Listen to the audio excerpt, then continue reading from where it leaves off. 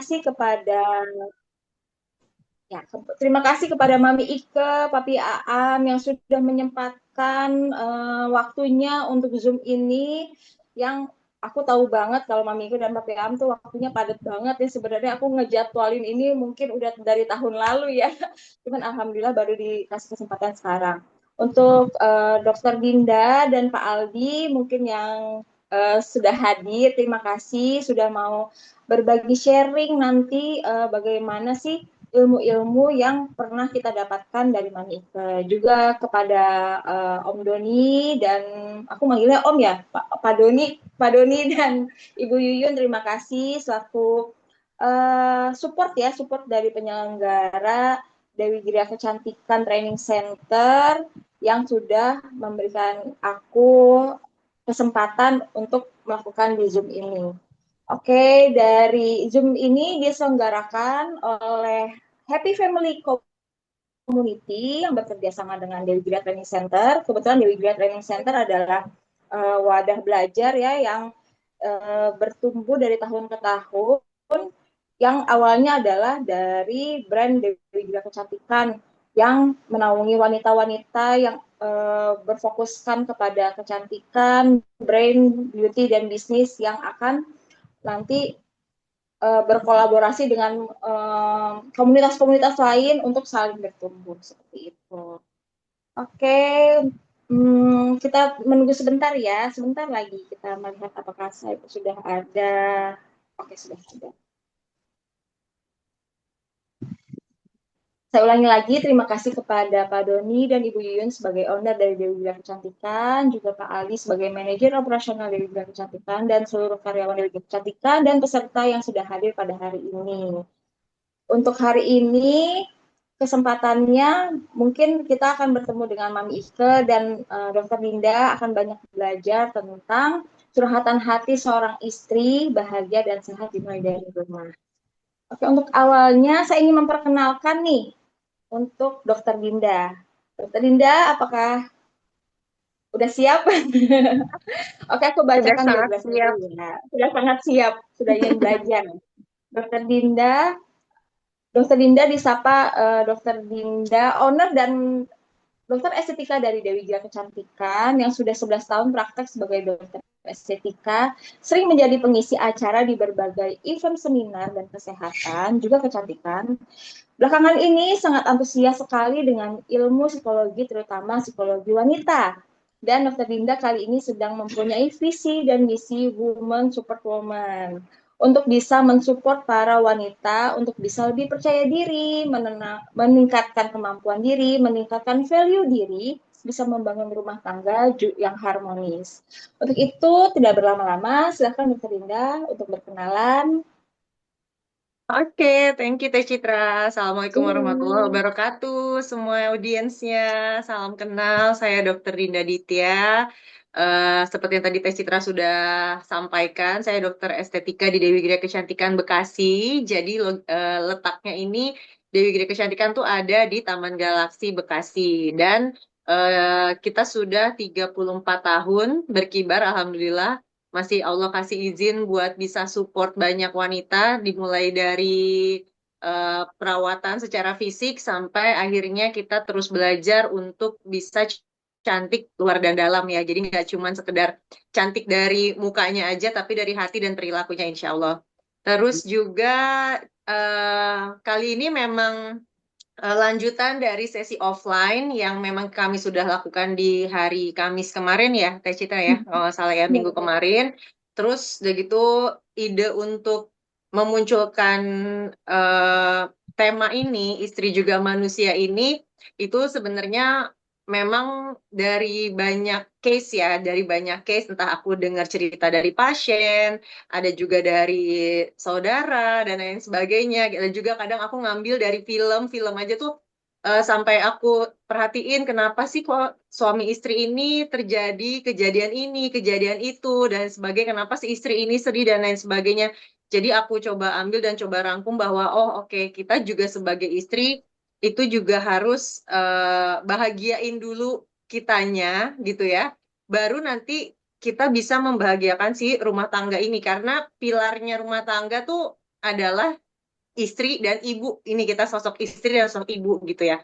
Kalau istrinya tidak bisa tahu siapa dirinya, love language-nya apa, terus kemudian apa ya, tanggung jawab yang lainnya, nanti kayaknya kalau kita nggak mengenali diri kita sendiri akan berat deh untuk menjalani rumah tangga tuh katanya universitas yang paling lama ya Teh Cita, belajar, tempat belajar yang paling lama tapi juga paling berpahala juga gitu.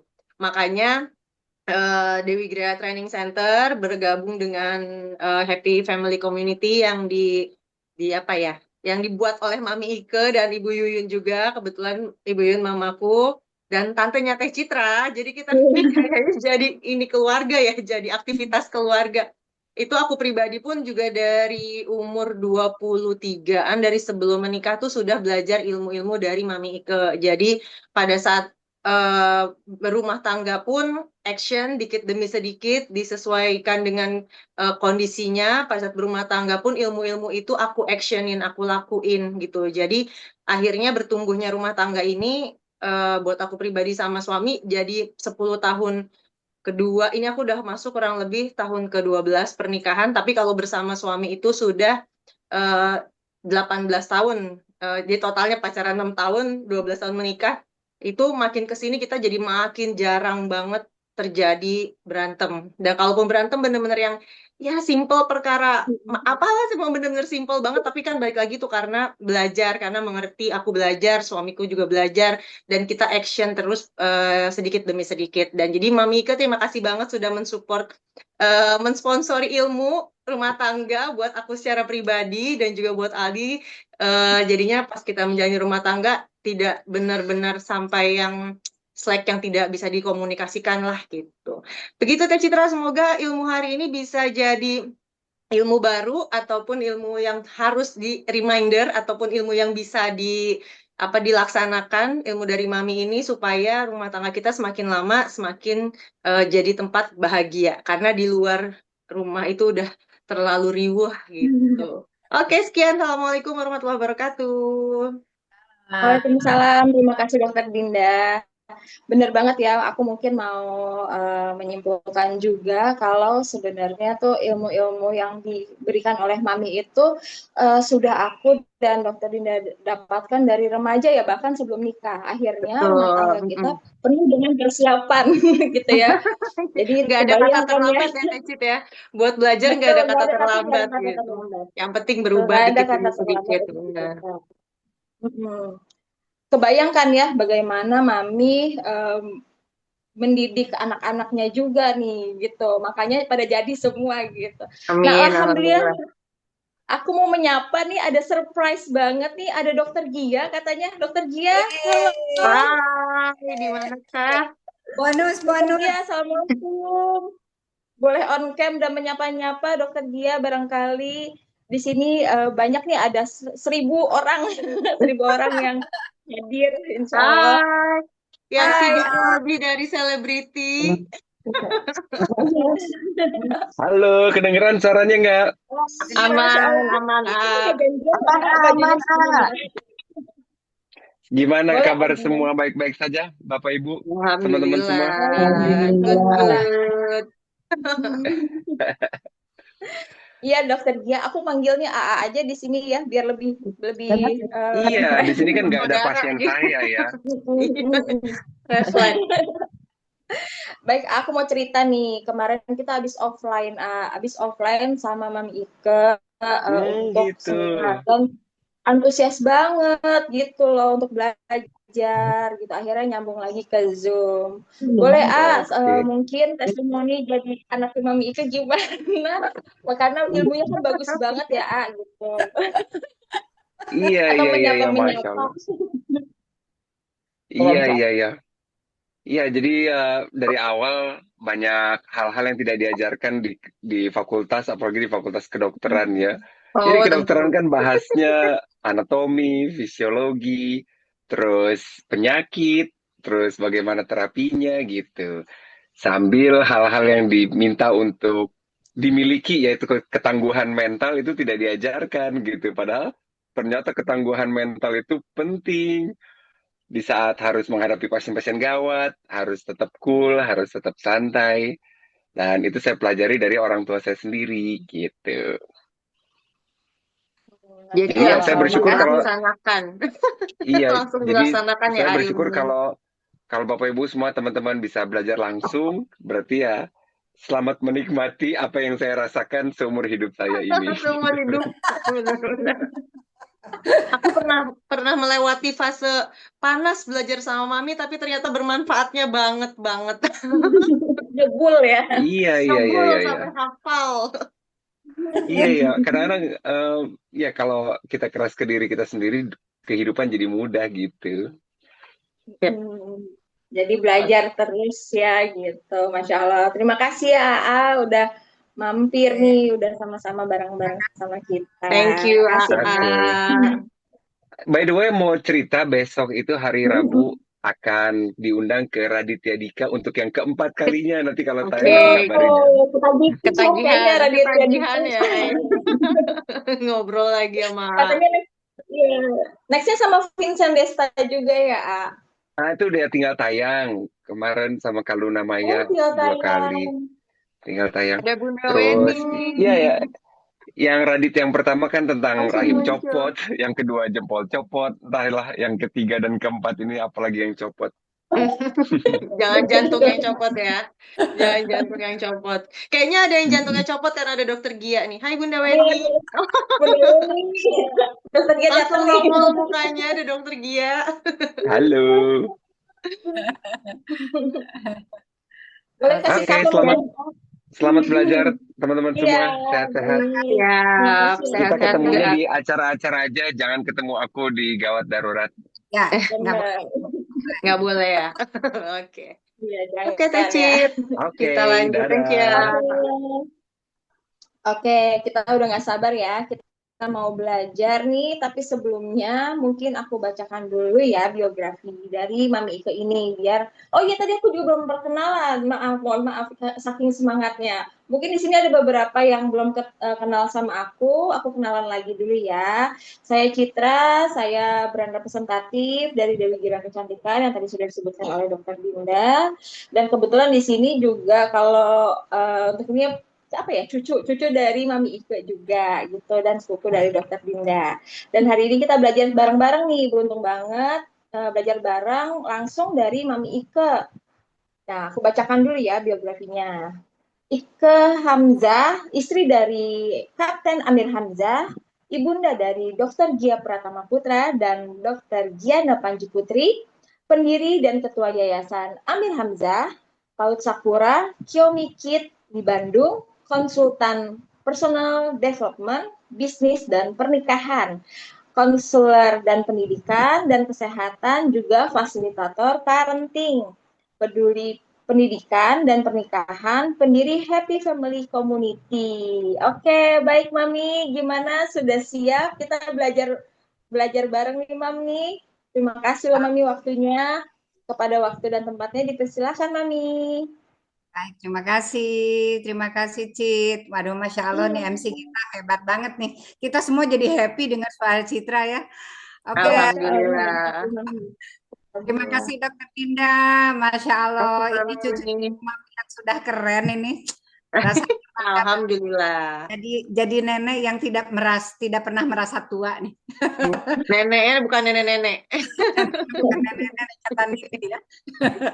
Ingat banget. Oke, Mami langsung share screen aja. Ya, ini supaya materinya langsung. Oke. Sudah ada? Belum, sebentar lagi kali, Mami.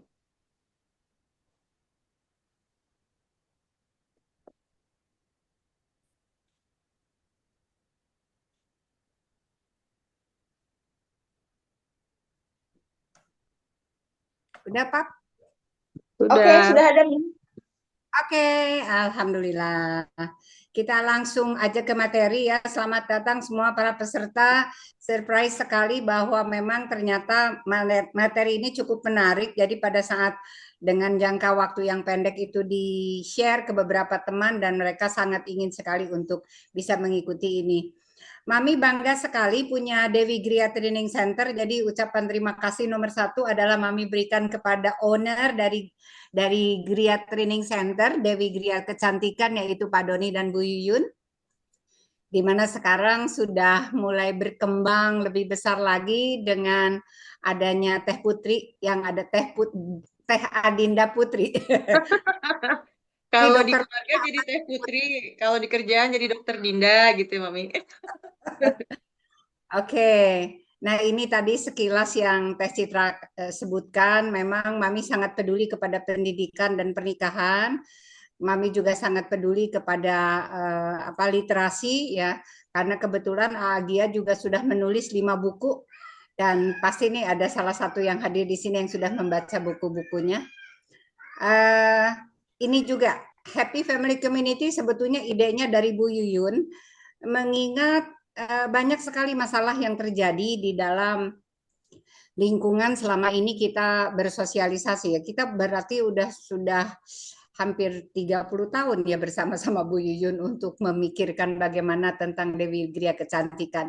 Nah ini kegiatan Mami sama Bu Yuyun tuh. Jadi kita nggak pernah lepas nih. Ada aja yang dibahas ya, ngoceh di mana-mana. Kemudian ini terakhir hari kemarin Mami sama Paut Sakura, Paut yang punya Mami, dan inilah yang nyambungnya dari istri juga manusia disambungkan ke hari ini di Zoom. Namun yang hadir hari ini banyak sekali yang baru pertama kali hadir. Jadi mohon maaf kalau sedikit Mami ulang beberapa poin, ya bukan sedikit sih semuanya Mami ulang, tapi penekanannya nanti ada di beberapa hal. Oke, ini yang pertama kali kita mencoba untuk helikopter view dulu ya.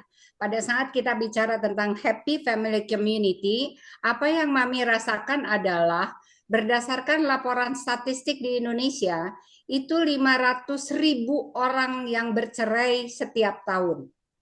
Artinya ini luar biasa sekali untuk sebuah negara ya. Jadi kalau umpamanya ada 5 tahun terakhir ini kita mencapai 500.000, artinya ada 2,5 juta keluarga yang bercerai dalam 5 tahun terakhir.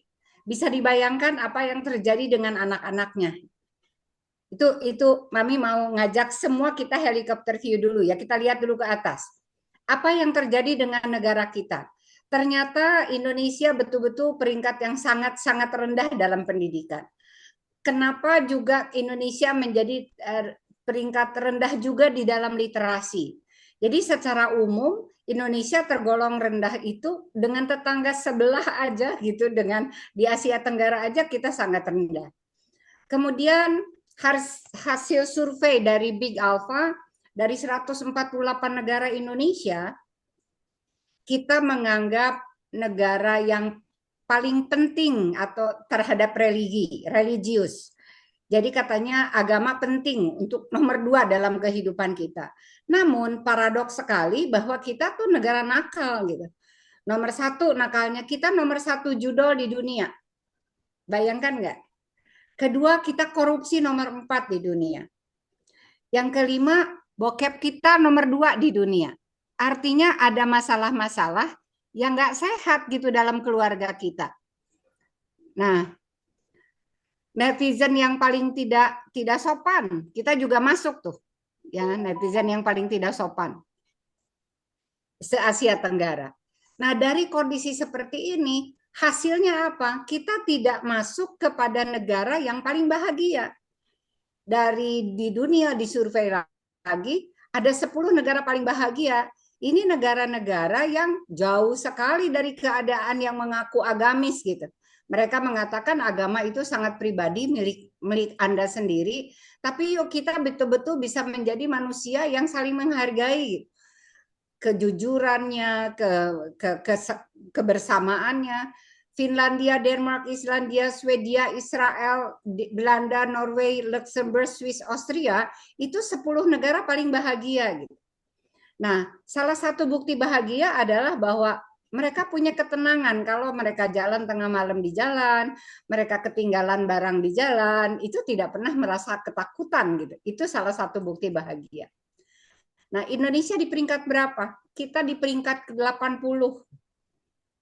Ya. Jadi kita aja mau keluar rumah tuh harus mikir gitu ya. Aduh, udah jam 9 malam kayaknya kok khawatir. Itu menandakan bahwa kita tidak bahagia. Singapura peringkat ke-30, Malaysia peringkat ke-59, dan Thailand peringkat ke-58. Nah, ini lebih sadis lagi. Masalah IQ. Nanti kita akan ngebahas masalah IQ, EQ, dan SQ. Ranking dari 126 negara, kita rankingnya dari 126 negara, dari 137 negara. Kita beda tipis sama Timor Leste tuh.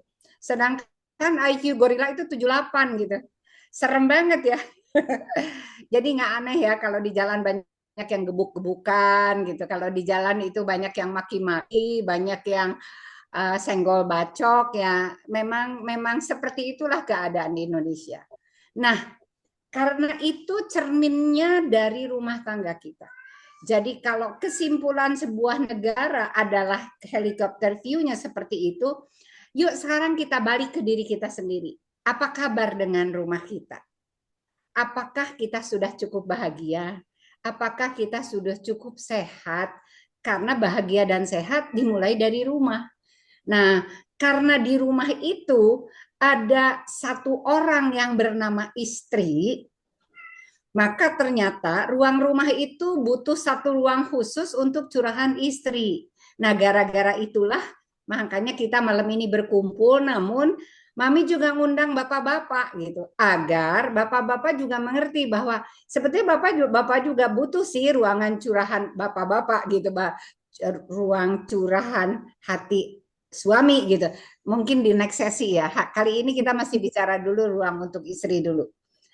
Nah, pada malam ini, hari ini, Mami tidak menuntut kalian sebagai istri sempurna. Tidak ada istri yang sempurna. Mami juga ingin memberikan ruang kepada kalian yang muda-muda. Mami di sini paling tua, Mami udah menjadi mami semua orang. Mami memberikan ruang untuk para istri.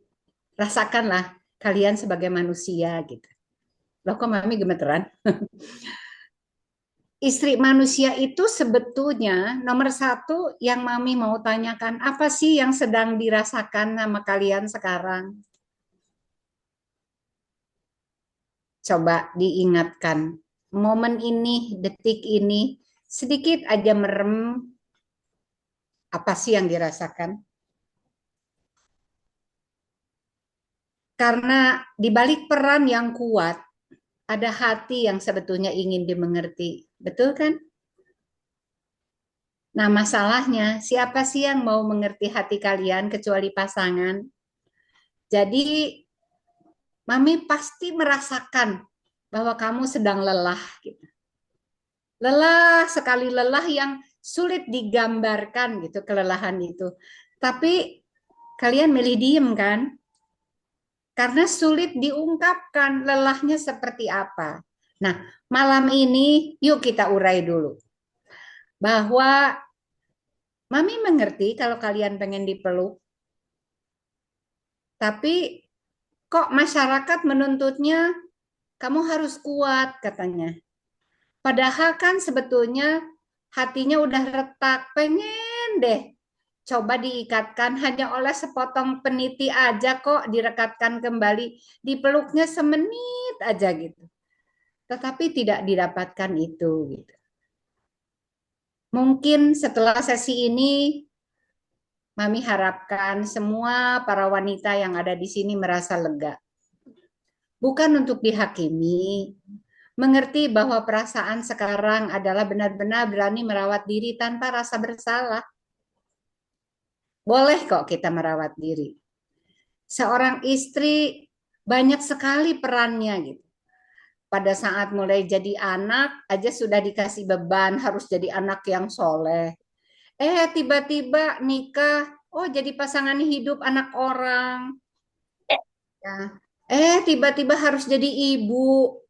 Udah jadi ibu, ternyata pada saat jadi ibu harus menjadi pengatur emosi rumah ya.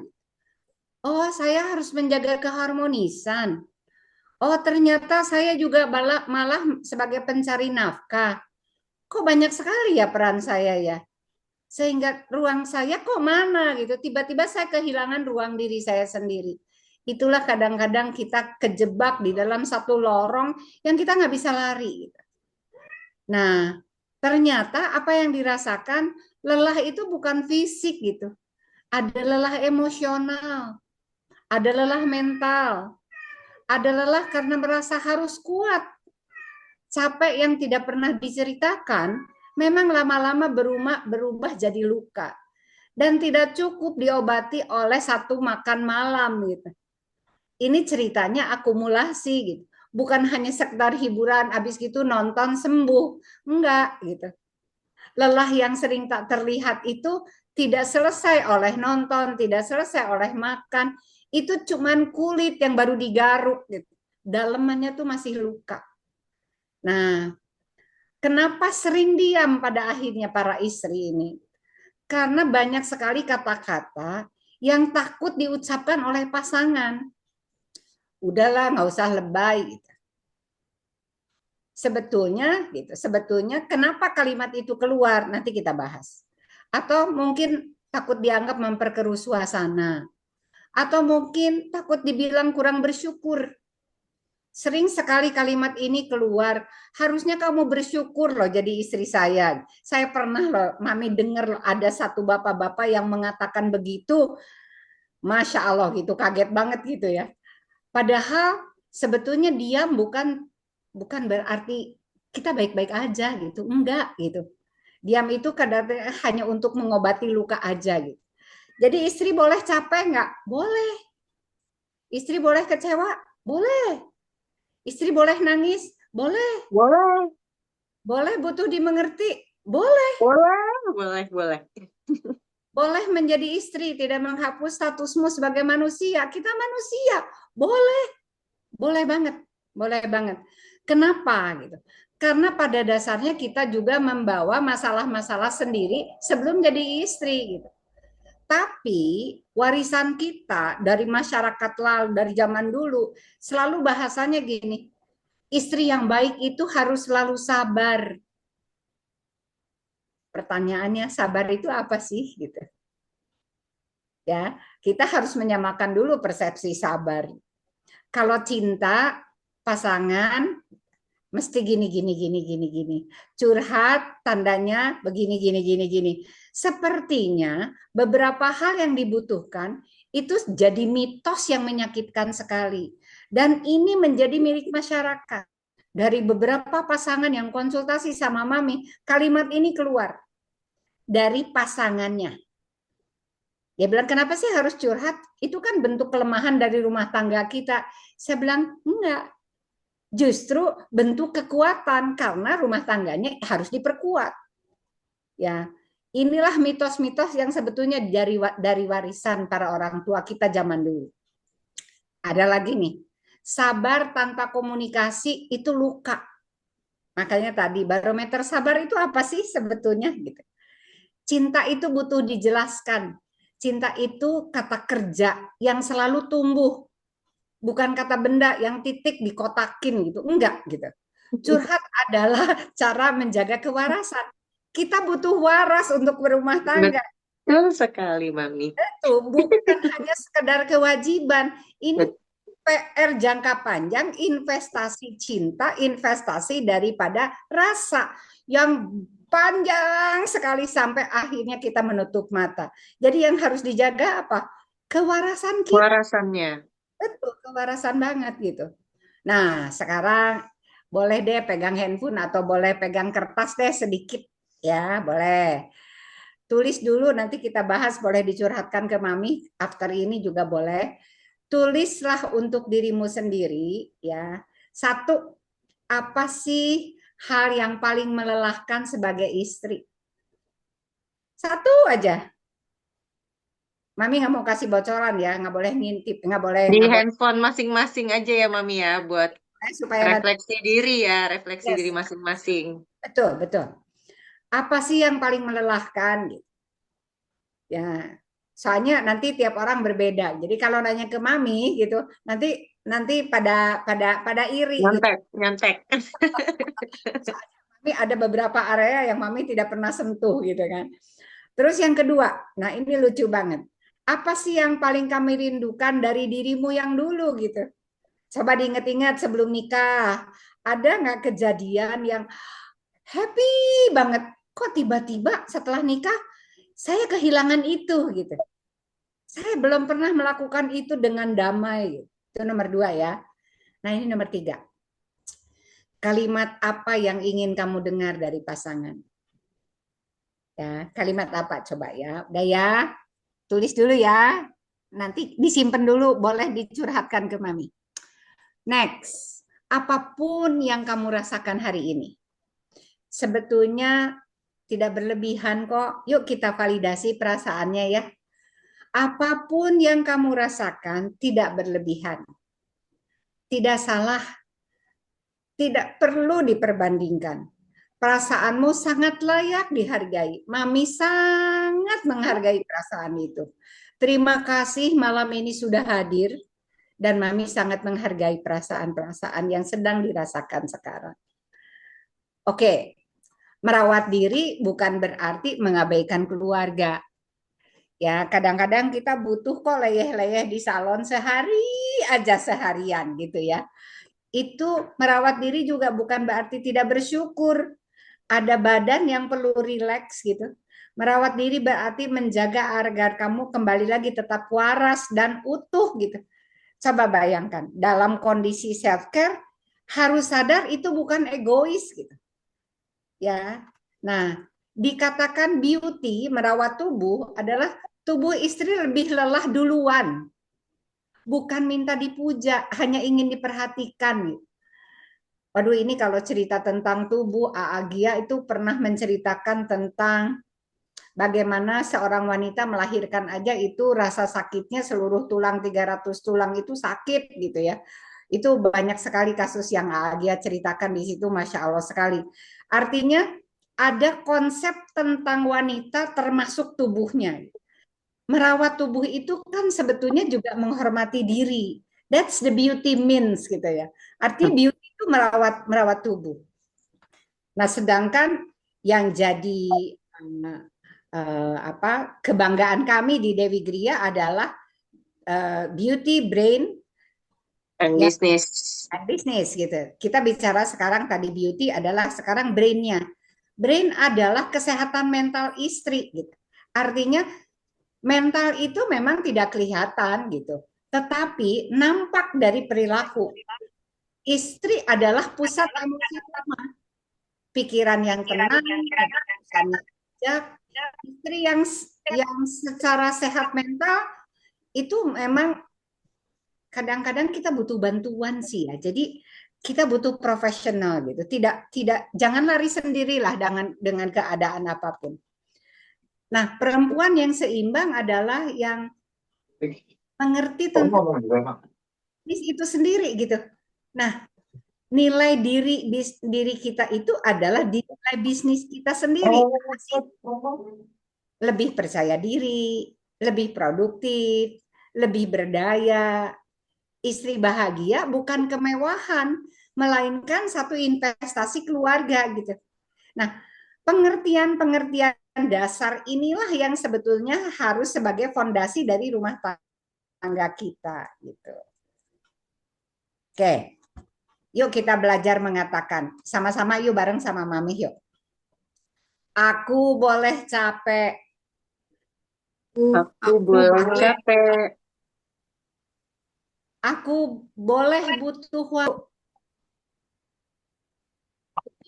Aku boleh minta butuh waktu. Aku boleh minta tolong.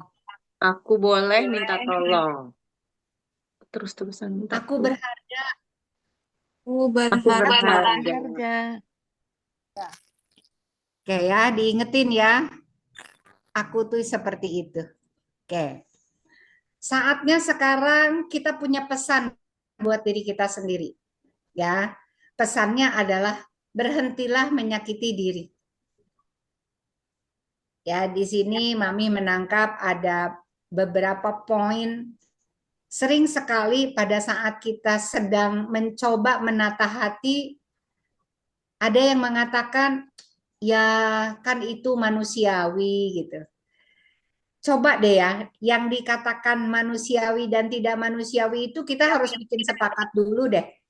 Kesepakatannya apa sih tentang manusiawi dan tidak manusiawi gitu. Lalu tuntutan untuk selalu kuat. Ya, kita sendiri layak kok diperlakukan dengan lembut, khususnya buat diri kita sendiri gitu. Ya, supaya kita terjadi satu kenyamanan di hati. Nah, untuk kondisi malam ini, satu hal yang Mami mau mengucapkan semua ibu-ibu yang hadir dan juga bapak-bapak, ya, terima kasih sudah berani hadir. Sebetulnya dengan kondisi apapun, dengan membuka pikiran, membuka hati, materi ini sebetulnya tajam menurut Mami. Nggak apa-apa sih, biarin aja pada sakit. Karena apa? Dengan demikian akan ada luka yang kebuka dan akhirnya kita semua rame-rame mau menyembuhkan diri gitu. Terima kasih juga sudah jujur pada diri sendiri gitu. Semoga pada saat kita selesai dengan acara ini, hati kita lebih ringan. Para suami mungkin sudah mulai mengerti, oh ada hal-hal yang ternyata saya juga nggak dapet karena ternyata saya punya pasangan sedang bermasalah dengan dirinya gitu. Ya, ada satu jeda di dalam relationship kita. Oke, kita belajar tarik nafas dulu ya. Sedikit ini self healing. Ya, boleh berdiri, boleh duduk lebih nyantai. Coba pelan-pelan. Tarik nafasnya gini ya. Tarik 3 detik, tahan 3 detik, keluarkan 3 detik. Ya. 3 kali ya. 3 kali, 3 kali 3 kali. Kayak pelan-pelan ya. Tarik.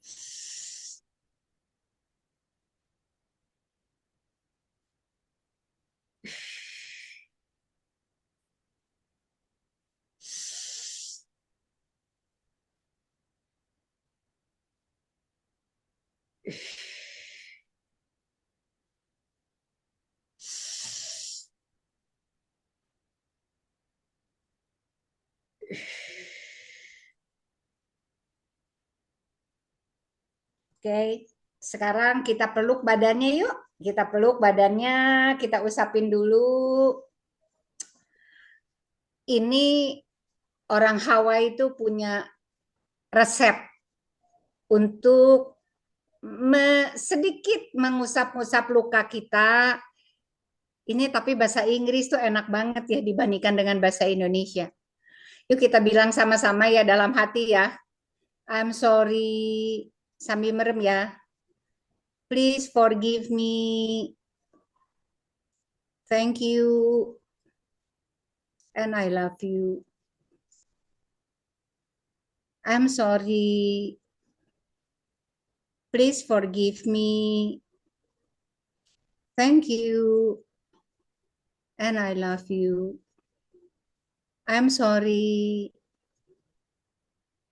Please forgive me. Thank you. And I love you. Sering-sering ya. Boleh depan kaca, boleh habis mandi, dipeluk dirinya sendiri, ucapkan tadi. Jadi tarik nafas perlahan, ucapkan sekali lagi. Hari ini tidak harus berubah sih, cukup berhenti menekan diri kita sendiri. Memang betul istri juga manusia, dan itu tidak perlu dibuktikan pada siapapun. Nah, kalau melihat ini, kita itu ternyata menemukan warisan yang harus kita putus. Karena apa? Ini dari nenek moyang kita nih. Wanita harus sabar, wanita ABCDFGH, wanita ABCD, wah banyak sekali yang harus gini. Sorry. Coba kita lihat dulu ya.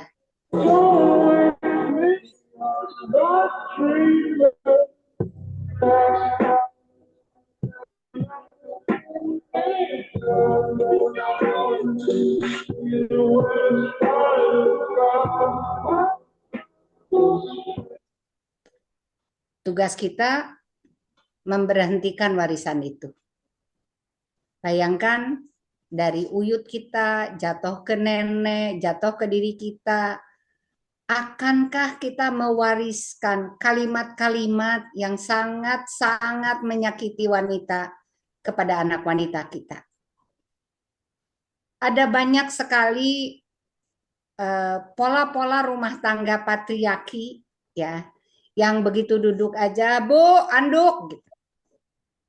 Atau Bu, sendal. Di mana itu dilakukan di depan anak, gitu. Bu, rokok, Bu. Apinya dong sekalian. Mami sering sekali melihat itu. Dan itu ternyata warisan dari ayahnya. Itu si ibu juga sudah dapat warisan bahwa istri yang sabar, istri yang hebat, istri yang soleh itu yang sangat taat.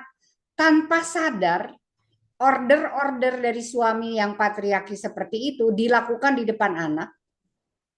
Dan si istri mengatakan tidak boleh membantah, tidak boleh melawan, tidak boleh komentar, sehingga itu akan ditiru oleh anak laki kita, yang kemudian juga diterima oleh anak perempuan kita. Lama-lama komunikasi itu terputus. Nah, ini yang sebetulnya Mami sedang galakan. Kenapa? Karena anak kita nanti adalah mulai generasi Gen Z. Tidak mustahil Gen Z akan menerima masalah-masalah warisan generasi ini yang akhirnya terjadi kepada perceraian. Dia merasa bahwa kok rumah tangga kayak gini sih, kok rumah tangga kayak gitu ya. Loh, saya nggak pernah jadi diri saya sendiri ya. Yang suami juga merasa, loh, saya kan diajarkan oleh ayah saya juga dulu begitu. Akhirnya tabrakan, jadilah yang jadi korban anak generasi alfa. Apa kabar dengan Indonesia emas? Ya, itu yang terjadi. Ya, nah sekarang pada teman-teman yang di sampingnya ada suami, Mami bahagia sekali. Ya, pada bapak-bapak yang hadir sekarang belum ada yang dampingin, yuk kita belajar. Inilah ciri pasangan yang memahami kecerdasan emosi dalam rumah tangga. Sesederhana ini, bahwa sebetulnya yang dibutuhkan oleh pasangan adalah mengerti tentang arti kecerdasan emosi. Oke ya, di dalam benak kita cuma satu nih. Bagaimana berumah tangga adalah menangkap kecerdasan emosi. Oke, nomor satu, apa sih kecerdasan emosi itu? Mau mendengarkan tanpa menghakimi. Kelemahan ini ada di para suami. Mohon maaf, Mami harus bilang. Ya. Kenapa? Suami itu gini, kadang-kadang si istri baru mau laporan, Pap, tadi saya ke pasar ya, ini kan mau lebaran, mau puasa. Masa baru masuk aja tiba-tiba si tukang dagangnya udah bilang, waduh ini harga ini naik gitu. Si suami bilang, iya itu biasa tuh tiap tahun begitu. Kenapa nggak didengerin dulu gitu? Dengerin doang, nggak usah dikomentarin, nggak usah, dengerin doang sambil diliatin. Oh gitu ya, oh, istri cukup bahagia kok, cuman digituin. Ya, nah itu salah satu bentuk. Kenapa? Karena kan kita punya kuping dua, ya, mulut satu. Kenapa nggak dibandingkan dengan itu gitu? Ya udah, dua kuping aja deh mendengarkan daripada mengomentari gitu ya. Sering sekali suami itu cepat mengambil satu kesimpulan dari kalimat istri. Padahal kalimatnya itu belum selesai. Kesimpulan itu kadang-kadang jauh dari apa yang difikirkan istri. Nanti ceritanya tentang suami lain lagi ya. Oke. Kemudian ada hal yang unik sekali dari wanita itu. Suka datang tiba-tiba ingin dipeluk doang. Kayaknya saya pengen nemplok deh, kamu diam aja ya gitu. Nah, hadir saat dibutuhkan, bukan saat bermasalah. Nah, suami suka salah ngerti gitu, ya. Nah, ini nanti kita bahas lagi, nanti di her need his nih. Cuman pengen dipeluk gitu. Ada sih wanita yang bahasa kasihnya bukan sentuhan, tetapi gini, ada kondisi lebih besar adalah enggak kok cuman pengen nemplok semenit aja gitu ya. Nah, ini hadir saat dibutuhkan. Ini masalah diskusi. Sangat jarang sekali, ini Mami tidak tahu siapa yang lebih merasa lebih agamis ya. Diskusi masalah values, masalah nilai. Mami kasih contoh waktu ketemu kemarin kumpul, Mami kasih nilai contoh nilai-nilai sholat ya. Kita katakanlah kita sama-sama melakukan sholat gitu. Ada suami yang lebih dominan mengatakannya gini, kamu udah sholat Bu? Gitu. Si ibu jawabannya kan pasti dua, either bilang yes atau belum gitu kan. Kalau udah bilang yes, si bapak merasa tenang. Katanya suami merasa bertanggung jawab atas dosa istri. Enggak ya, enggak begitu judulnya. Kita ina solati, solatku. Jadi masing-masing bertanggung jawab atas solatku, bukan ina solatmu ya. Jadi koreksi itu tidak ada. Ina solati wa nusuki wa mahyaya wa mamati lillahi rabbil alamin. Artinya kita bertanggung jawab atas sholat kita sendiri. Kalau si ibu belum sempat sholat mengatakan belum, suami tidak punya hak untuk mengoreksi itu. Nah inilah yang harus didiskusikan sebagai nilai-nilai tertentu. Upamanya gini, Bu, kan kita sudah sholat puluhan tahun ya Bu. Ibu punya pengalaman nggak? Bahwa di menit keberapa sih kita tiba-tiba bisa khusyuk banget. Tiba-tiba connecting banget sama Tuhan. Ayah sih connectingnya di sujud terakhir umpamanya. Nggak pernah bisa tuh selama 4 rakaat itu 4 rakaatnya connecting sama Tuhan. Kenapa nggak itu yang dibahas gitu? Bukan kewajibannya secara syariat gitu, tapi values daripada yang sudah dilakukannya.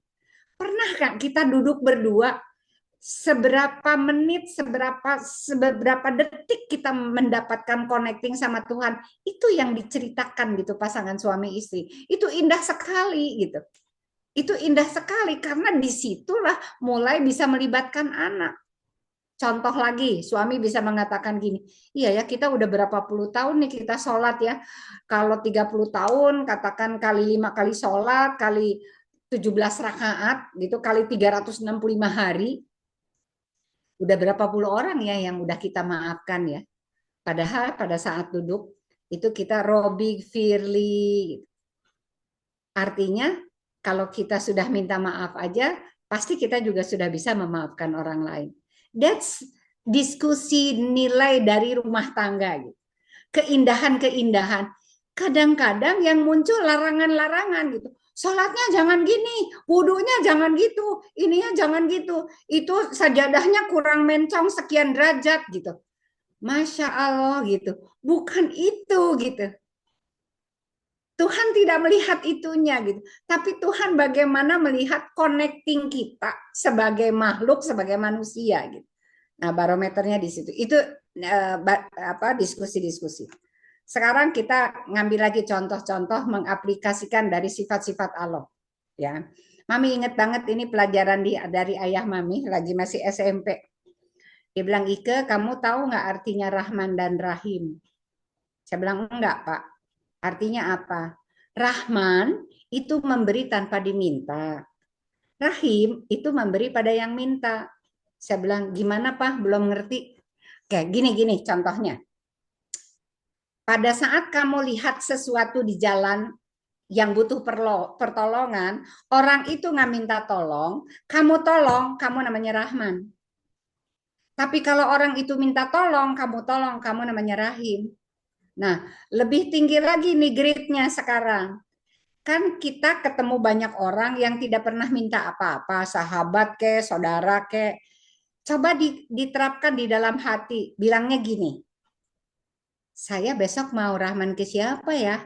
Saya mau ngasih teh manis buat si Bibi yang jualan nasi goreng di pinggir situ, yang Bibi jualan apa gitu, kita mau ngasih kopi deh ke si Bibi itu Rahman namanya, memberi kepada yang tidak minta. Nah, Mami sering sekali mengaplikasikan ini ke Dokter Dinda. Saya bilang, waduh hari ini Dinda ternyata juga Rahman ke Mami. Mami nggak minta, Mami dikasih gitu. Kalau kemarin Teh Dinda Rahim karena Mami minta kacang almond udah disiapin gitu, Masya Allah. Nah itu Mami langsung aplikasikan ke cucu-cucu gitu. Ya supaya menyadari bahwa oh saya sedang mengaplikasikan sifat Tuhan. Dan ini sebetulnya PR terindah di dalam rumah tangga kita. Sehingga apapun yang kita lakukan, barometernya adalah Rahman Rahim. Kita tidak mengenal lagi Tuhan yang maha penyiksa algojo gitu. Kadang-kadang ada yang gini, aduh mami gimana ya, dosa saya banyak, cerita, saya takut sama Tuhan. Saya bilang gak usah khawatir, kasih sayang Tuhan melebihi murkanya kok. Setiap saat kita bilang Robi Firly aja langsung dimaafkan, gak ada masalah.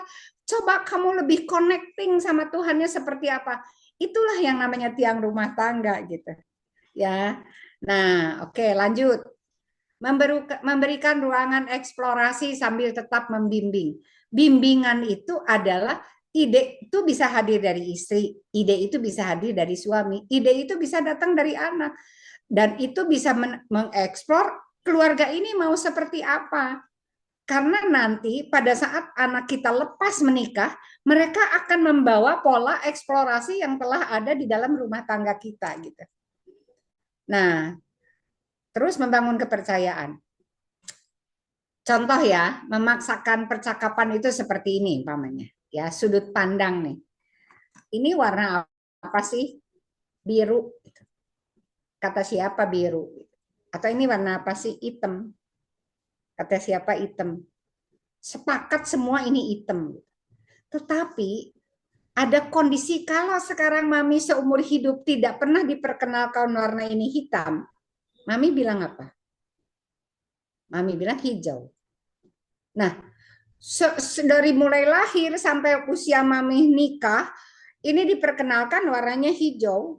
Tiba-tiba mami nikah dengan keluarga yang diperkenalkan ini warnanya hitam. Bayangkan 1-2 keluarga membawa budaya masing-masing dengan kondisi yang berbeda.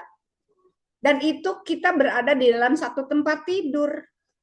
Kan bagus, nggak cakar-cakaran juga gitu. Artinya ada kondisi, yuk jangan memaksakan percakapan yang kita visinya tidak sama. Nah, oke, sekarang masalah relationship-nya ya.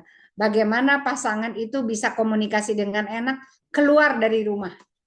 Apakah itu duduk di teras, apakah duduk di ruangan, di tempat lain, atau di halaman, atau bertenda, atau apalah namanya, nyari sesuatu yang suasana itu bisa didiskusikan dengan nyaman sekali sehingga kita rilis dari stres dan marah. Nah, ini kalimat-kalimatnya ya. Coba mulai kita berlatih ya. Berlatih kata-kata gini dilakukan kepada pasangan kita. Gunakan pertanyaan terbuka, gimana harimu? Gimana di kantor tadi? Menyenangkan nggak gitu? Apa hari ini kamu bikin sesuatu yang salah? Nah, yang ditanya dengan pertanyaan ini juga open mind. Iya, tadi saya bikin salah gitu. Oh, bagus dong bikin salah. Kan kita jadi tahu kita salah. Jadi kalau tiba-tiba, oh iya saya bikin salah, kamu sih gitu. Enggak, ingat, gunakan pertanyaan terbuka, tidak menghakimi. Ini pertanyaan yang juga wajib dikuasai, ya. Kamu lagi sedih ya? Coba belajar sekarang. Kalau lihat pasangan yang raut mukanya lagi nggak enak gitu, coba bertanya, kamu lagi sedih ya? Gitu. Kalau Ya. bilang, nah, sedihnya apa? Yuk kita bahas yuk. Kalau kita ngambil grade sedih 1-10, kamu ada di grade berapa gitu. Atau kamu lagi bingung? Iya bingung nih. Soalnya ABCDF GH, yuk kita urai yuk bingungnya seperti apa. Kok kayaknya kamu tersinggung? Iya tadi saya tersinggung loh. Masa orang itu mengatakannya gitu gini. Ya sudah, kalau kita tersinggung kita urai. Yang membuat kamu tadi hatinya tersinggung apa? Jadi bukan permasalahannya tapi dikupas apa yang bikin tersinggungnya. Atau mamanya kita lihat dia mukanya kecewa gitu. Kan kelihatan ya muka kecewa itu seperti apa. Coba ditanya, kamu kecewa ya? Atau mungkin kamu sedang marah gitu. Kira-kira yang bikin marah apanya? Nah, kira-kira itu ya. Nah, pertanyaan ini tolong dihafalin ya. Nah, bahasa tubuh ya. Sorry. Bahasa tubuh kalau bicara usahakan kalau duduk betul-betul matanya satu level ya.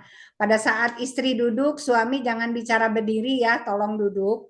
Istri juga sama, kalau suami lagi duduk, kalau mau bicara tolong duduk jadi matanya satu level. Begitu juga ke anak kita. Walaupun anak kita umur 1 tahun, ya kalau 1 tahun usahakan digendong, duduk ini betul-betul matanya satu level seperti ini. Jadi kontak mata adalah sikap tubuh yang terbuka dan senyuman dapat menciptakan suasana nyaman. Nah, ini Lydianya. Ingatlah bahwa kita akan selalu berbeda sampai ngetiknya sampai salah. Ingatlah kita akan selalu berbeda sudut pandang dengan siapapun. Nomor 1 sama orang tua. Nomor 2 sama pasangan. Nomor 3 sama anak. Selamanya. Tinggal kita mengerti pada saat kita berbeda sudut pandang, kita menerima sudut pandang yang berbeda itu. Oh, menurut papa 9, oke. Tapi di mata mama sih masih 6. It's okay gitu.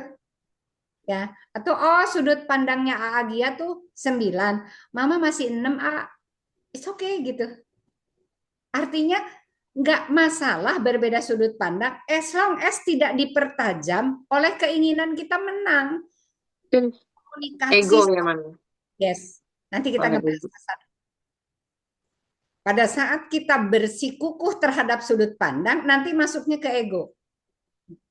Nah, bahayanya ego ditambahin jubah lagi nanti ya. Nah, sudut pandang inilah yang sebetulnya selalu jadi masalah dimanapun juga. Ya, dimanapun juga. Seperti halnya umpamanya gini, Mami sangat senang sekali warna hijau.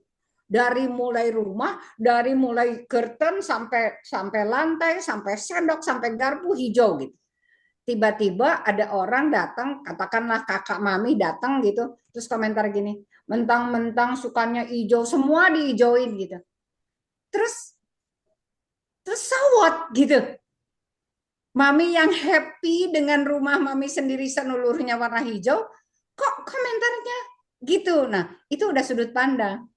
Kalau pada saat itu kita mau bicara, itu kan kesukaan warna gue, mau apa loh? Kan jadi berantem gitu ya.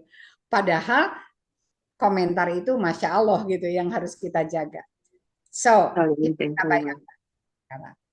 bayangkan bahwa kita keluarganya bahagia. Bahagia banget. Masalahnya, kita sadar nggak bahwa keluarga adalah satu institusi yang sangat dicintai Tuhan. Yuk kita kembali lagi merekonstruksi. Yes, saya punya keluarga. Keluarga adalah satu institusi yang sangat dicintai Tuhan, yaitu tempat mengaplikasikannya sifat-sifat Tuhan yang ada di situ. At least ada Rahman Rahim. Bisa nggak kita mengaplikasikan itu di dalam 6 faktor kehidupan kita? Rumah tangga ada pattern-nya, rumah tangga ada polanya. Nah, di dalam pola rumah tangga ada 6 ini yang perlu kita mengaplikasikan sifat Tuhannya. Ada masalah spiritual kerohanian. Bisa sudut pandang yang berbeda. Hati-hati dengan dogma dan doktrin yang menyeramkan sekali. Itu Mami kadang-kadang serem banget. Kayaknya Tuhan tuh gimana gitu kok namanya sama neraka gitu, cerita neraka tuh wah sudah please deh gitu, itu jangan ngeracunin anak kita dengan kondisi gitu. Perkenalkan Tuhan yang bukan algojo ya, perkenalkan Tuhan itu dengan Rahman Rahimnya gitu, supaya anak mengerikan sekali gitu. Mami takut sekali karena itu sekarang itu Masya Allah serem ya Mami ceritanya. Yang kedua masalah keluarga. Ingat pernikahan adalah menggabungkan 2 budaya yang berbeda. Bisa dari suku bangsa, dari masalah agama, bisa masalah kebiasaan, bisa masalah jurusan ini digabungin untuk menjadi satu keluarga. Masalah finansial. Finansial kita butuh 2 hal, yaitu kecerdasan finansial atau kita membutuhkan juga financial planner. Jadi financial intelligence atau financial planner. Itu harus dibahas jauh sebelum nikah gitu. Makanya Mami mohon sekali nih untuk di Dewi Gria Training Center nanti kalau ada yang mau nikah-nikah, kita kumpulin dulu, kita kasih training ya.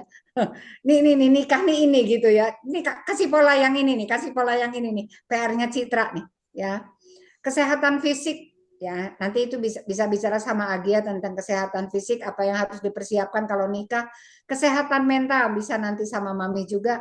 Masalah sosial dan kemasyarakatan. Nah, ini hubungannya nanti sama what next after nikah gitu ya. Nggak mudah gitu abis gitu. Karena masing-masing sudah bawa tadi tuh, bawa beban. Kapan terakhir kita membersihkan mental kita sebelum nikah? Nah, ini harus dirilis dulu, self healingnya harus dirilis. Nggak bisa gitu ujug-ujug masing-masing membawa beban mental terus nikah. Jadilah di dalam wadah itu kita saling cakar-cakaran. Harus dibersihkan dulu, sampah-sampahnya harus dibuang pada tempatnya. Bayangkan nggak kalau sampah mental gini sebanyak ini dibawa di dalam pernikahan. Contoh nih salah satu sampah mental. Satu keluarga punya kebiasaan minjem umpamanya. Ya, minjem ini sederhana sekali. Satu keluarga punya anak 4. Dari 4 ini kakaknya punya banyak mainan. Si ibu tuh biasa gini, Dek, nanti kalau mau main pinjem mainan kakak ya. Kalimat pinjem mainan kakak tapi tidak diterusin dengan kalimat nanti kalau minjem kembaliin. Jadi kalimat minjem akhirnya menjadi terbiasa minjem sehingga pada saat rumah tangga tiba-tiba kekurangan uang di kepalanya saya minjem. Mengerikan sekali nggak? Mami ingat banget loh pertama kali nikah si papi bilang gini, Neng, kalau satu saat kita nanti nggak punya uang sampai kita nggak bisa makan, jangan minjem ya. Kita makan pakai garam aja. Mami bilang enggak, Mami ada kaya, nggak bakalan Mami minjem. Gayanya si Mami dulu gitu kan.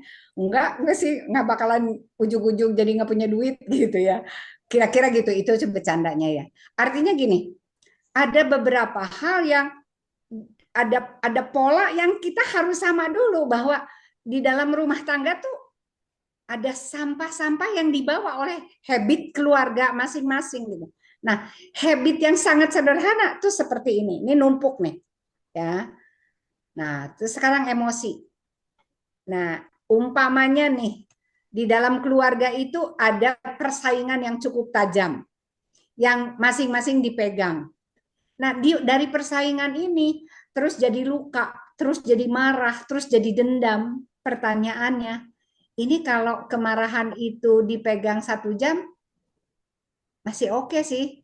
Tapi kalau 24 jam, kalau 1 tahun, kalau selamanya gimana? Masa sih kita nggak bisa ngemaafin gitu.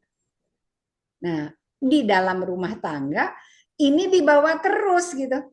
Jadi setiap saat harus dirilis, nih harus dilepas, segera dirilis segera, jangan dibawa-bawa. Masih membawa siapakah orang yang dibenci sampai sekarang masih marah. Mungkin ada mantan pacar yang masih dibawa di otak yang masih marah sama si mantan pacar. Padahal itu sudah sekian puluh tahun yang lalu, sekarang kita bersama pasangan yang ini. Atau dulu saya pernah dihina sama kakak ipar gitu, sampai sekarang masih dibawa. Banyak sekali sama mertua. Ya, tidak semua orang bisa cocok sama mertua, tidak semua orang bisa harmonis sama mertua. Mungkin saja perlakuannya menyakitkan gitu. Ada persaingan-persaingan tertentu ya dari mertua kepada anak. Contoh yang ekstrim, anak laki-laki pertama itu selalu dianggap adalah anak ibu. Anak perempuan pertama, anak ayah. Dan itu ternyata sadar nggak sadar mitos itu dibawa-bawa. Dan akhirnya meresap di dalam kehidupan kita sehari-hari. Ada rasa jealous yang berlebihan kepada pasangan-pasangan tersebut gitu ya. Oke, nah masih punya kenangan pahit nggak yang membekas? Kalau semua masalah-masalah ini masuk sebagai sampah-sampah, dibawa dalam rumah tangga, sementara di dalam rumah tangga kita punya beban baru, pertanyaannya, apakah setiap pasangan pada saat nikah membahas ini enggak? Merilis ini enggak? Karena nikah itu akan membawa problem baru. Dengan problem lama yang masih numpuk, dengan inner child dari para orang tua masing-masing numpuk, nikah dengan masing-masing punya inner child. Kebayang? Nah, lingkaran perasaan negatif tersebut pasti sangat merusak diri kita. Kedua-duanya. Jadi Mami sangat mengerti pada akhirnya endingnya harus bercerai. Sangat-sangat mengerti. Walaupun Mami sedih sekali. Ya, karena memang ternyata saling melukai itu lebih lama kalau tidak bercerai gitu ya. Oke. Mami mau masuk ke sini. Kalimat yang dari Ibnu Arabi ini Masya Allah sekali, beliau seorang waliullah. Beliau mengatakan, man arafah nafsahu fakot arafah robbahu. Barang siapa mengenal dirinya, maka kita mengenal Allah. Coba sekarang kita bayangkan. Saya manusia, saya ruh suci Tuhan. Ya, jadi saya sebagai makhluk spiritual yang dikasih jasad. Nah, coba kita sadari dulu.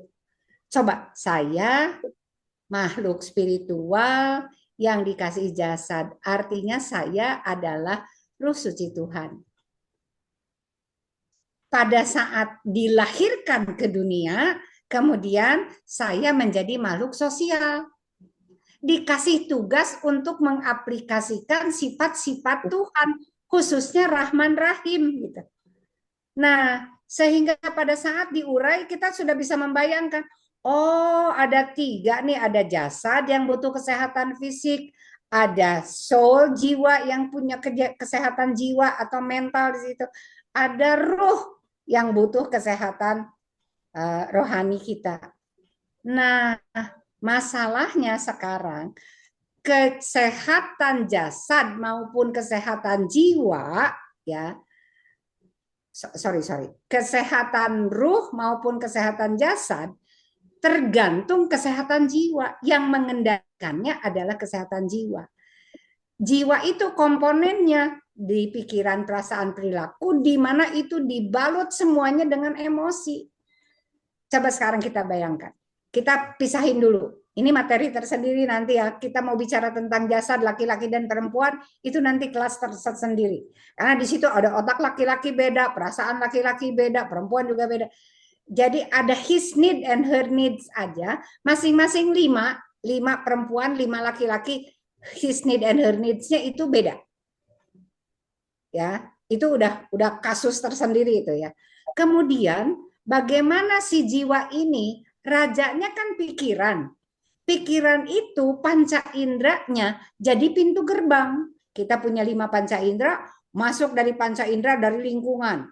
Nah, lingkungannya seperti apa? Oh, ibu bapaknya berantem. Masuk tuh, jadi gigo, good in, good out, garbage in, garbage out. Masuk ke pikiran anak. Oh, rumah tangga tuh kayak gitu ya. Udah tuh, masuk di otak bawah sadar. Nanti dia nikah persis akan menduplikasi apa yang terjadi dalam rumah tangga orang tuanya.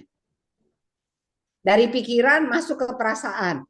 Belum main dengan bahasa kasih, boro-boro main, keburu kena perilaku. Dia givennya pada saat, oh dia tipenya kolerik, wah gampang ngamuk nih.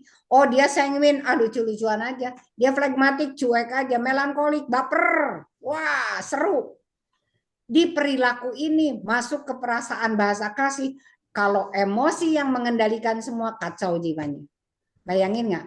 Kalau perasaannya lari sendiri, pikirannya lari sendiri, kita kena gangguan jiwa. Makanya anak Gen Z sekarang paling bermasalah dengan itu. Karena sudah banyak sekali di dalam rumahnya tabrakan. Apa yang ada di kepalanya, ibu bapaknya kayak gini, keadaan kayak gini, di lingkungan kayak gini, tabrakan. Sehingga mereka banyak masalah-masalah yang akhirnya parah banget. Ya, oke. Ini pertanyaan Gen Z nih. Ya, ini Mami sengaja rangkum dulu ya. Pada saat la ilaha illallah, anak Gen Z bilang, Ibu tahu kan artinya la ilaha illallah? Si ibu langsung bangga dong. Oh ya tahu dong, tiada Tuhan selain Allah. Tahu nggak Gen Z bilang apa? Kok ibu sering sih jadi Allah, jadi ilah? Ibunya kaget kan? Maksudnya gimana? Lah pada saat ibu bilang, aku nih ibumu, gitu. Bukankah ibu sudah jadi Tuhan? Serem nggak sih? Ini generasi Alfa juga nih, anak-anak Citra nih, anak-anak Teh Putri. Ya ini Alfa nih, hati-hati dengan pertanyaan ini. Karena pada saat kita nadanya tinggi, dia langsung bilang, nah ibu udah jadi ilah. Dia cerdas sekali, kita nerangin, dia sudah bisa menangkap bahwa tiap jiwa itu ada ilah-ilahnya masing-masing. Dulu kita nggak berani ngomong gitu sama orang tua, anak kita berani sekarang. Ini lagi nih, lebih ekstrim. Sering sekali pada saat ada yang meninggal, innalillahi wa inna ilaihi rojiun gitu. Si anak udah tahu loh artinya apa. Terus dia bilang gini, ilahi rojiunnya, ibu udah tahu nggak alamat Tuhan di mana? Gimana kalau ditanya gitu? Terus kita bingung, iya ya alamat Tuhan di mana ya? Terus nggak bisa ngebayangin. Kalau ditanya gitu gimana? Nah, kita bisa dengan mudah bisa, oke kamu sekarang di mana? Oh di Cinere, Cinere di mana? Di Depok, Depok di mana? Di Jabar, Jabar di mana? Di Pulau Jawa di mana? Di Indonesia, Indonesia di mana? Di bumi, bumi di mana? Baru kita bicara tentang planet, kita bicara tentang triliunan matahari, triliunan galaksi. Hanya membawa untuk anak menyadari arti inna ilaihi rojiun itu. Kita jadi capek kan? Tetapi bagaimana kita menerapkan hal-hal yang kecil yang kita bisa bahas dari satu ayat yang alamat Al-Quran yang sederhana deh. Yuk kita bawa yuk Al-Qurannya, yuk kita cari alamat Tuhan yuk. Barenglah duduk suami istri, duduk membahas di Al-Baqarah hanya milik Allah timur dan barat. Kemanapun kamu menghadap, di sanalah wajah Allah. Kemanapun kau menoleh, disitulah wajah Allah. Bayangkan sekarang, kalau di sebelah ada suami, coba nengok ke suami. Kalau di sebelah ada istri, coba nengok ke istri. Bisa melihat gak di situ ada wajah Allah? Ruh suci Tuhannya nampak gak di wajah tangan yang ada sebelah? Kalau kita bisa merasakan, oh di situ memang ada wajah Allah. Betul sih, nggak mudah melihat pasangan yang nyebelin ada wajah Allahnya gitu. Nggak mudah sih lihat pasangan yang udah nyakitin, ya. Di situ ruh suci Tuhannya kelihatan. Tercekam ya? Ya betul. Masalahnya itu sangat jarang kita menyadari bahwa pasangan yang ada di depan kita itu ada ruh suci Allahnya gitu. Kita sama-sama ruh suci Tuhan. Kenapa sih harus saling nyakitin gitu? Kenapa sih harus menang? Kenapa sih harus perlombaan dalam rumah tangga? Kalau dia salah maafin aja gitu. Apa sih masalahnya gitu? Seberat itukah gitu sampai tidak bisa dilihat ruh suci Tuhan di dalam jiwanya dia? Di dalam al-kaf, lebih dekat dari urat leher. Tuh nafas kita tuh. Al-hadid, dimanapun kamu bersama, dan dia bersamamu di mana saja kamu berada. Jadi di sini, di Cinere ada nggak Tuhan? Di Bekasi ada nggak? Di Mataram ada nggak? Di Bandung, di Tasik? Masya Allah. Tuhan juga romantis. Bayangkan, kau adalah milikku, gitu. Aku tak akan membiarkan kamu tersesat karena aku sangat menyayangimu. Letakkanlah aku di hatimu, maka aku pun akan meletakkan di dalam hatiku. Kau ingat dan menyebut namaku, maka aku akan lebih dekat denganmu. Jangan sedih, jangan merasa sendiri jika seseorang menyakitimu, karena aku akan menemanimu setiap saat. Luar biasa gitu. Kalau kita memang tidak punya pasangan yang seromantis Allah gitu, yuk kita aja belajar jadi pasangan yang bisa diromantisin sama Allah gitu. Kita juga bisa romantis sama Allah, ya Allah, aku juga milikmu, engkau juga milikku gitu. Wow, ada obat loh di situ yang luar biasa sekali. Sadar nih, kita tuh rahim melalui rahim wanita. Mami setiap menulis ini, Mami pasti ingat sama Papi. Satu hari, Mami cerita tentang kasus orang lain gitu. Si Papi bilang, wah saya bingung kalau ada laki-laki yang berani nyakitin istrinya. Saya bilang, kenapa Pap? Apakah dia tidak bisa membayangkan bahwa ada satu organ segede gini, kata Agia, segede bola pingpong, yang namanya rahim. Namanya aja dikasih nama Tuhan gitu, rahim.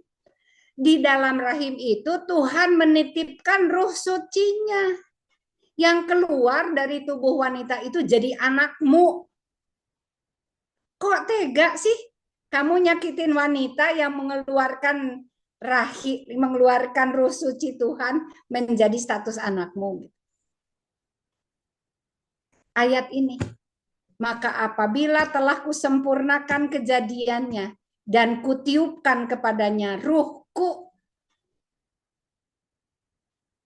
berbahagialah para wanita yang betul-betul sudah ketitipan ruh suci Tuhan. Bersyukur banget. Berterima kasih sekali. Ada satu organ yang namanya rahim, di mana itu tempat dititipkannya ruh suci Tuhan. Oke, di dalam jasad kita ternyata kita punya 37,2 triliun. Satu selnya 1,4 volt.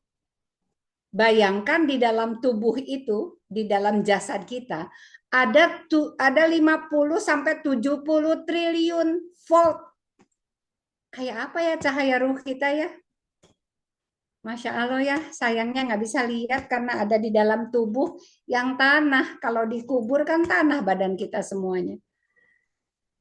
Cahayanya serem ya, Masya Allah. Nah, masuklah pada saat ruh suci Tuhan itu keluar dari rahim ibu. Kita yang ngasih nama, Ike, namanya kamu Ike ya, gitu. Jadi identitas nih. Ike-nya pakai C.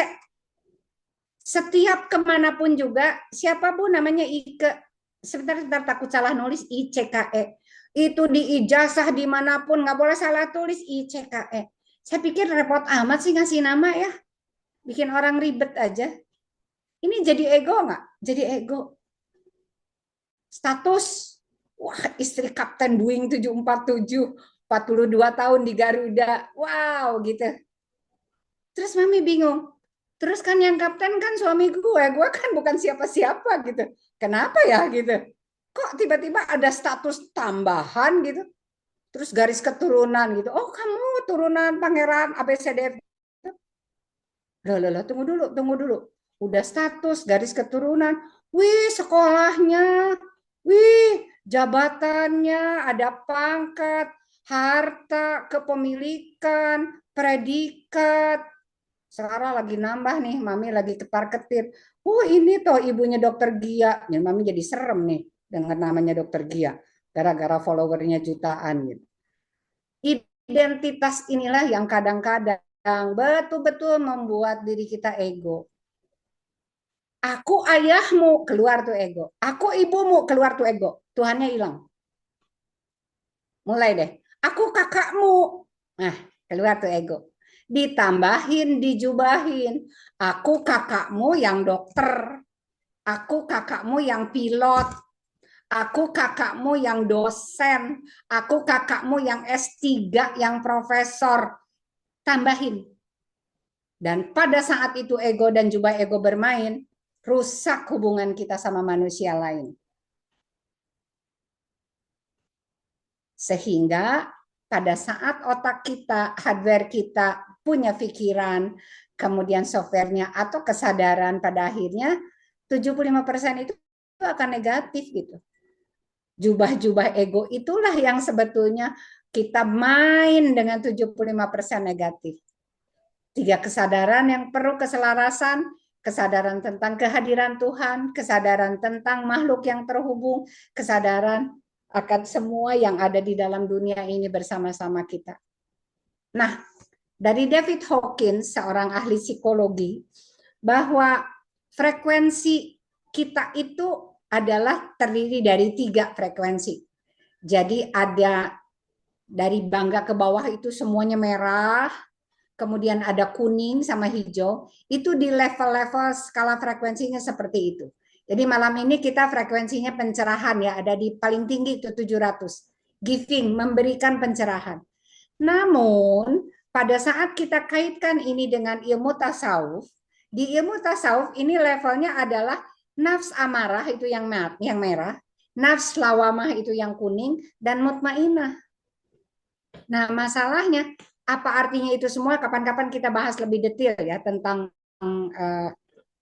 karena dari nafs lawamah ke mutmainah aja kita harus melalui satu gerbang namanya mulhamah. Jadi kita harus punya ilham dulu untuk bisa akhirnya saya cinta gitu.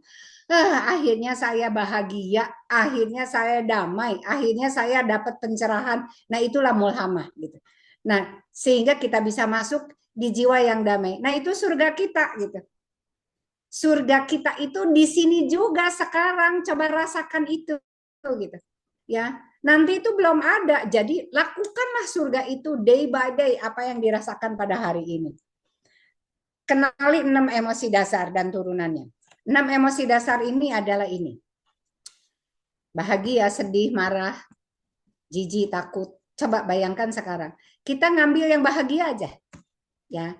Dari 6 turunan emosi ini yang bahagia itu ternyata rasa puas gitu. Akhirnya lega, akhirnya bisa riang, bisa damai, bisa bangga sekali. Udah selesai nih tugas. Aduh, saya merasa beruntung, bersyukur banget, bersemangat banget. Nah, di kondisi bahagia, ternyata kita nggak bisa cukup dengan rasa itu. Yang kita harus rasakan adalah peran rasa syukur. Ternyata bersyukur itu harus tanpa libur. Yuk kita mulai nulis lagi yuk, pegang lagi handphonenya. Tulis sekarang aja sekarang, tulis 5 syukur. Nanti dipindahin ke buku ya, beli buku tulis 5 syukur per hari. Kalau bisa 7 hari maraton tiap hari, Masya Allah itu. Syukur-syukur bisa sampai lebaran, artinya 30 hari, berarti 30 kali 5 syukur. Berarti kita dapat 150 syukur. Percaya, dampak relationship sama Tuhannya luar biasa sekali. Ya, oke silakan Mami kasih waktu 1 menit nulis 5 syukur. Maminya biar ngopi dulu. Sedikit lagi selesai.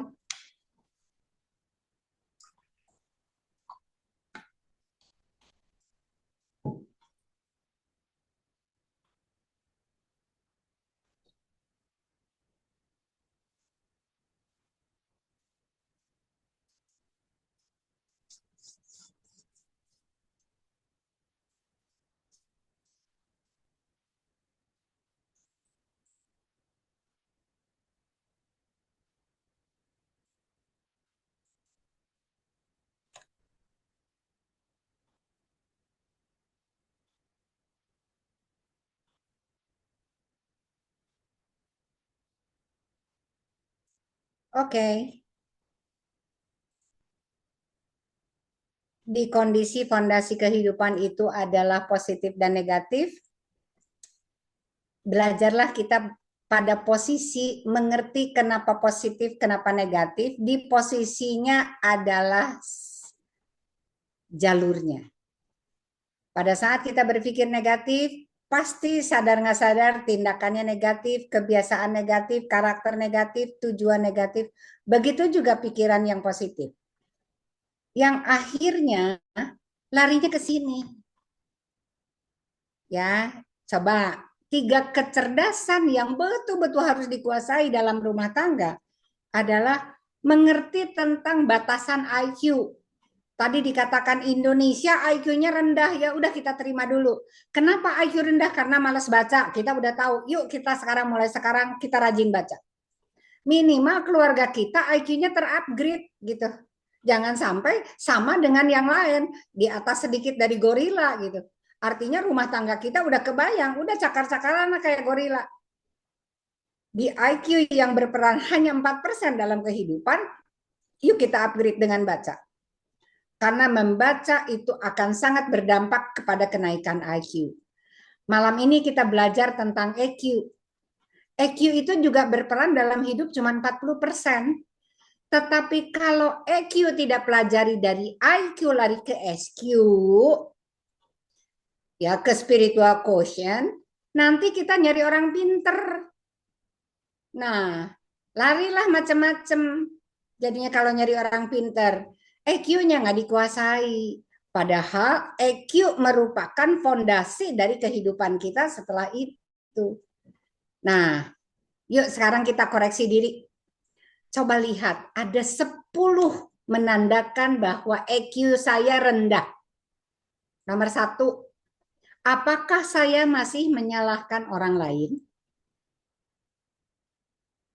Iya, Mam. Berapa banyak? Nomor 2, apakah saya susah mengungkapkan perasaan? Ya, Mam. Nomor 3, apakah sering interupsi dan menilai? Nah, ini laki-laki biasanya nih nomor 3 nih. Banyak sekali dominan di situ. Nomor 4, apakah saya analisis rasional yang berlebihan? Larinya overthinking ya. Kemudian nomor 5, emotional dishonesty. Nah, ini biasanya emotional dishonesty itu biasanya ibu-ibu nih. Ya, cuci piring, gedebak, gedebuk, gedebak, gedebuk. Suami nanya, ada apa, Bu? Enggak apa-apa gitu. Ya, akhirnya kita dishonesty gitu. Nomor 6, pendengar yang buruk. Nih, seringnya bapak-bapak. 7, sering insecure. Nah, ini juga biasanya ibu-ibu, para wanita nih. 8, pesimis terhadap hidup. Mami ingin menggarisbawahi gini. Once kita mengikat tali pernikahan, ya, kita akan mengalami 10-10-nya ini gitu. Kita akan punya menyalahkan orang lain, kita akan susah mengungkapkan perasaan, sering interupsi, semua. Sampai kita juga tiba-tiba menjadi pribadi yang kaku, dan mungkin juga puas gitu kalau udah ngehina gitu. Yang pada akhirnya tugas kita netral thinking gitu. Kalau kita bicara netral thinking, kita bisa narik garis kepada garis keimanan. Mami ingin bahasnya tentang gini nih. Ini gongnya dari keimanan ya. Mami membayangkan di dalam lingkungan para sahabat Rasulullah tuh kumpul gitu. Terus sahabat Rasulullah bertanya, wahai Rasulullah, siapakah orang yang paling tinggi derajatnya? Dan itu ada jawabannya di Al-Quran. Rasulullah mengatakan, inna akromakum indalohi atkokum. Sesungguhnya orang yang derajatnya paling mulia, paling tinggi adalah orang yang bertakwa. Pertanyaannya, takwa itu apa sih? Kita sholat untuk takwa, kita puasa untuk takwa, kita bersedekah untuk takwa. Kayaknya masih bias gitu, untuk apalagi untuk Gen Z. Yuk kita sederhanain yuk. Mami ambil 3 aja, ya 3 aja masalah takwa. Nomor 1, nggak pelit, memberi dalam keadaan longgar dan sempit. Ingat tuh, ya longgar kayak sempit kak, memberi aja. Masalahnya bukan angka besar, tapi givingnya itu loh. Rahman, memberi kepada yang nggak minta. Rahim, memberi kepada yang minta. Itu namanya takwa nomor 1. Nomor 2, bisa nahan amarah. Tadi tuh di nafs amarah, coba lihat. Banyak sekali kan. Coba bisa ditahan marahnya kayak apa. Yang ketiga nih, yang paling indah sekali dan yang paling berat sekali. Mau memaafkan orang. Jadi before going to sleep every night, forgive everyone. Kita tidur dengan clean heart gitu. Dan siapa yang nomor satu harus dimaafkan? Diri sendiri sama pasangan. Oke, sekarang ambil lagi kertasnya. Silahkan keluarkan lagi kertas yang tadi. Ya, dilihat lagi masalah-masalah yang ada. Tetapi malam ini kita clean heart. Yuk, pegang dadanya. Sampai ketemu jeduk-jeduknya. Silahkan merem, dan ikutin kata-kata Mami. Ya Allah, sejak detik ini, saya memaafkan diri saya dan pasangan saya. Ya Allah, sejak detik ini, saya memaafkan semua orang yang hadir dalam kehidupan saya. Amin. Oke? So, kesimpulannya adalah bahwa hidup itu ternyata rangkaian kenangan manis. Jadi kita mau merangkai kenangan manis sama anak, sama pasangan, sama ibu dan bapak yang Anda cintai. Besok, lusa, sampai akhir hayat nanti. Lalu mau dikenang sebagai orang yang seperti apa gitu. Mau dikenang sebagai orang tua seperti apa. Pada akhirnya, this is the end of our world gitu. Dan itulah yang akan jadi kenangan manis. Sekian dari Mami. Bagi yang belum punya nomor telepon Mami, silahkan tulis. Yang mau curhat, japri, silahkan ditunggu. Kita butuh berbagi bagi siapapun. Sekian dari Mami. Assalamualaikum warahmatullahi wabarakatuh.